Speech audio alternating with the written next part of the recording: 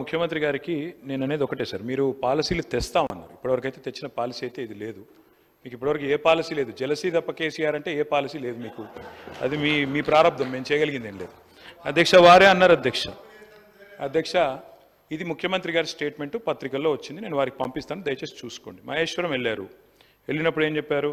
New York like city to be developed at Maheshwaram. ఇది నేను చెప్పలేదు, ఇది ముఖ్యమంత్రి గారు చెప్పినట్టుగా పత్రికల్లో వచ్చింది.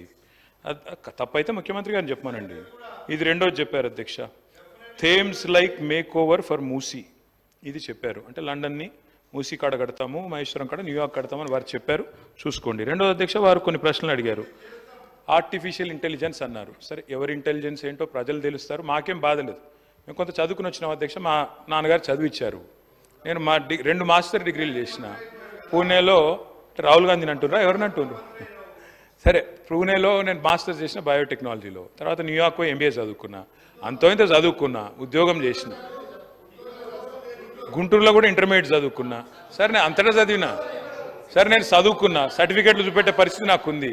వాళ్ళు ఎక్కడ చదువుకున్నారో తెలియదు, ఏం చదువుకున్నారో తెలియదు. నేను మాత్రం చదువుకున్నా, కష్టపడ్డా, ఉద్యోగం సంపాదించుకున్నా.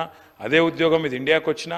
మరి నాకు ఇంటెలిజెన్స్ ఉందా లేదా అంటే నేను పోటీ పరీక్షలు రాసిన, జీవితంలో ఇంటర్వ్యూలు అటెండ్ అయినా.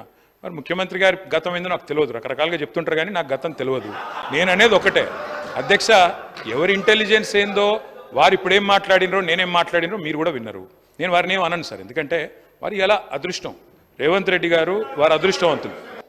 అధికారుల పేర్లు తీసుకోవాలన్నా తీసుకోకూడదా, తీసుకోవాలంటే స్పీకర్ అనుమతి ముందస్తుగా తీసుకోవాలన్నా లేదా, ఈ అంశాలన్నీ గొప్ప గొప్ప చదువులు చదువుకున్న ఆయనకు మరి తెలుసో తెలియదో నాకు తెలియదు. నేనైతే కొండారెడ్డిపల్లిలో చదువుకున్నా, తాండ్రలో చదువుకున్నా, వనపర్తిలో చదువుకున్నా, హైదరాబాద్లో చదువుకున్నా, అన్ని గవర్నమెంట్ స్కూళ్ళలో చదువుకున్నా అధ్యక్ష. నేను జడ్పీహెచ్ఎస్లో చదువుకున్నా.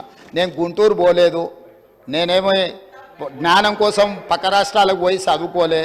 16 జీవో అప్లై చేసినా, ముల్కీ రూల్స్ అప్లై చేసినా, ఏ రూల్ అప్లై చేసినా తెలంగాణ ప్రతి ఉద్యోగానికి నాకు అర్హత ఉంది అధ్యక్ష. గుంటూరులో చదువుకున్న వాళ్ళకి అర్హత ఉందో లేదో తమరే చెప్పండి అధ్యక్ష.